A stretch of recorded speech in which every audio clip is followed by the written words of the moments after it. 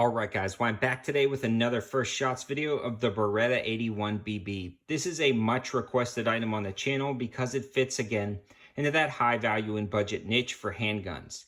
This is actually a police trade-in surplus handgun from AIM Surplus, and I want to give a huge shout out to AIM Surplus because these guys were nice enough to sell me this one at cost because I've been wanting to try one out on the channel because I love Berettas and I love the 32 auto cartridge. So combine them together in a mid-size or compact carry gun, I feel like this is going to be a powerful win if it functions great. Already I'm loving the ergonomics, but again, I want to give a huge shout out to Tacpack for sponsoring the actual first shots video of this pistol, as well as some other first shots video and deal alerts. Stay tuned to the end because Tacpack has a brand new coupon code that if you're new to Tacpack and you're ordering their monthly subscription box, instead of a specific item, if you use the coupon code 704TACTICAL, you'll actually get a mystery surprise pack or a couple of items. So remember to use that coupon code 704TACTICAL and stay tuned to the end to see what Tacpack has to offer.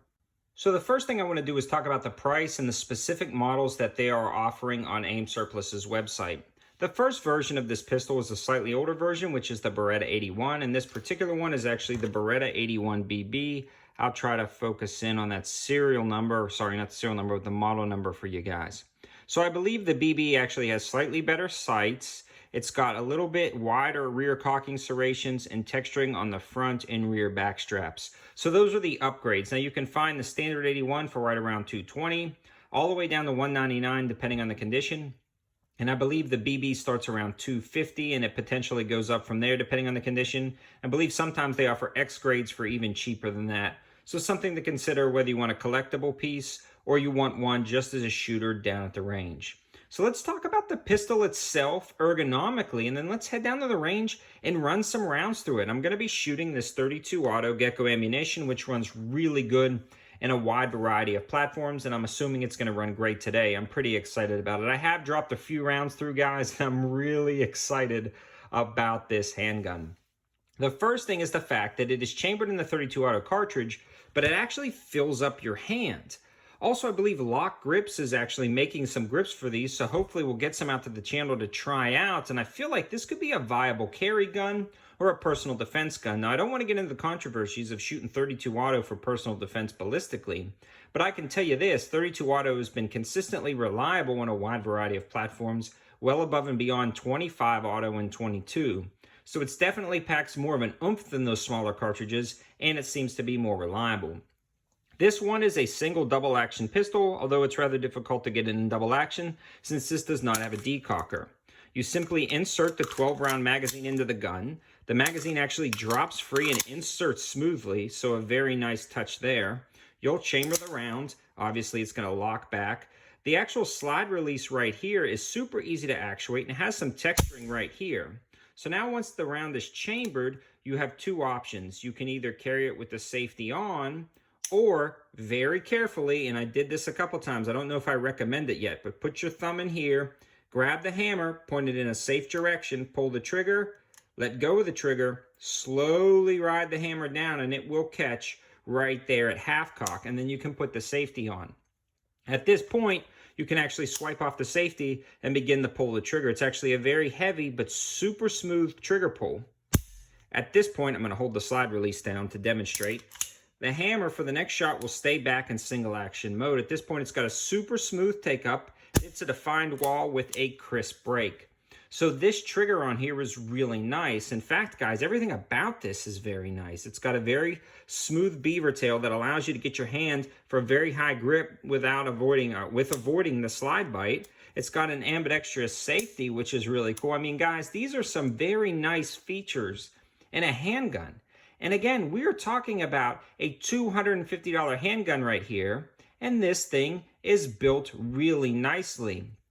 This was actually the standard grade from AIM Surplus, so you can see the condition is actually really good. So it'd be interesting to see what the select grade look like, because guys, I'm really impressed with the fit and finish of the standard grade. But enough talking, let's head down to the range, run some rounds through it, and we'll come back and talk about the recoil impulse and shootability of this pistol once I get more rounds behind it.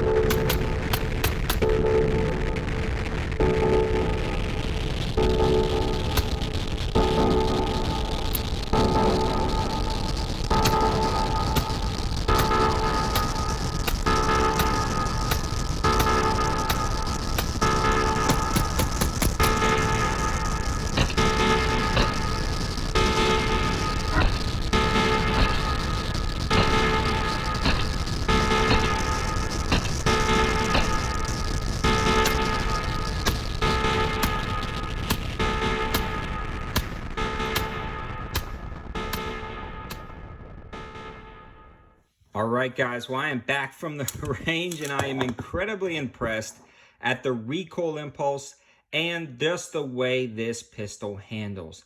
Guys, everything functioned great. It was 100% reliable with that Gecko ammunition, and I've run that Gecko ammunition in a wide variety of platforms and it always seems to work. I did notice it was super easy to insert the mag, drop it free, actuate all the controls, and the recoil impulse was almost non-existent. I'll make sure it's clear one more time.